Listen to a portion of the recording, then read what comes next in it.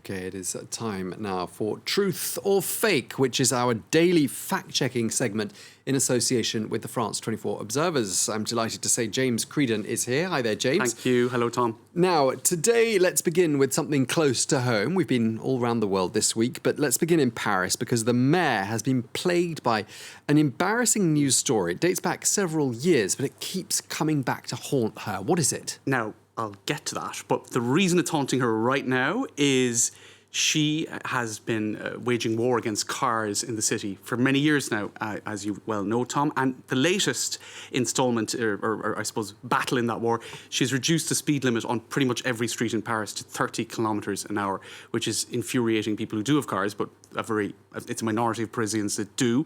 So it's a kind of a winning strategy for her electorally. Her electorate quite likes this oftentimes, and she is hoping to be a candidate for the presidential election. She will be running for the presidential election in 2022 for the Socialist Party, and she is planning also to reduce the speed limit on motorways to 110 kilometres an hour. In any case, this is one of her flagship sort of measures, if you can say it like that. And there is a news story that is accompanying this coverage about how her driving licence was taken off her some years back for breaking the speed limit on the ring road around Paris, the Périphérique. So there was a reporting about how she was doing 50 kilometres an hour over the speed limit, and there was a kind of a cat and mouse chase. The police were going after her along the Périphérique. She was stopped. Ended up having to get a taxi for the remainder of the journey, and she ended up being stripped of her licence. And there's a lot of tweets mentioning that, thousands of times, in fact, this information has been going around the web, and even some saying the reason that Anne Hidalgo is sort of driven around by her chauffeur is that she doesn't have a driving licence herself. So there's all sorts of angles to the story that get a lot of coverage in the press. Okay, but she's been keen to point out, and she has spoken about this, Anne Hidalgo, saying this was actually an April Fool's joke. That's right. This is a tweet from Anne Hidalgo saying, ravi de voir qu'un poisson d'avril du Parisien is still going around.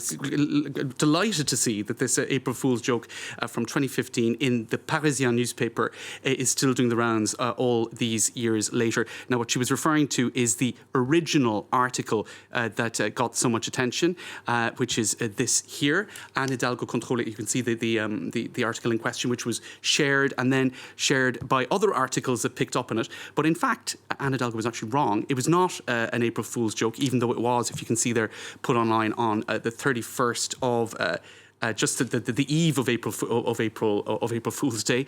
But this is, in fact, a satirical publication on Facebook called Info Radar Île-de-France, and they use the same typeface in a lot of their publications as you would also see on Le Parisien. On Le Parisien, exactly. That's their Facebook page there, and if it ever loads, you can see that this is quite a similar typeface. So that's what got her confused, and indeed, believe it or not, in fact, some fact-checking media themselves got confused, just to prove that fact-checkers aren't always 100% right.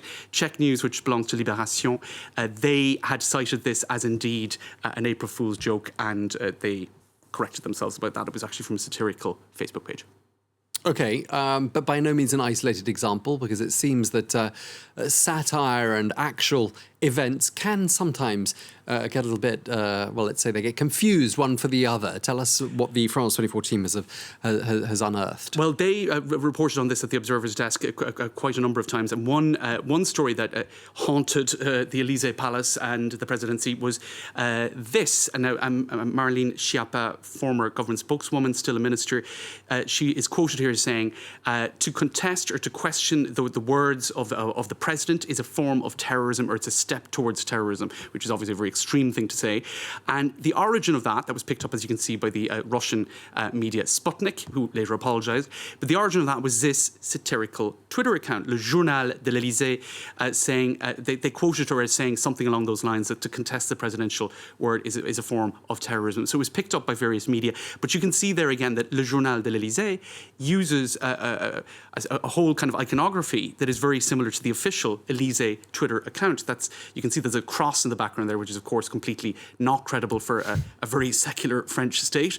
But if you just were to glance at it, you could be taken in, and indeed Sputnik was, to such an extent, in fact, that several ruling party MPs asked for the account to be shut down. Now, just very quickly to conclude on that, the Observer spoke to the man behind that satirical account, and he said freedom of expression is also the freedom to caricature, and the authorities are not there to ban humour that they don't like. This is a slippery slope towards authoritarianism and totalitarianism. It is a delicate balance. We remember after the Charlie Hebdo attacks, France was very much behind people in the streets chanting freedom of expression, freedom of expression. But now in the battle against fake news, we're seeing a lot of accounts being taken off social media in the name of battling fake news. So the balance is a difficult one to strike. Absolutely. Well, thank you very much indeed for today's edition of Truth or Fake. James Creedon, thank you.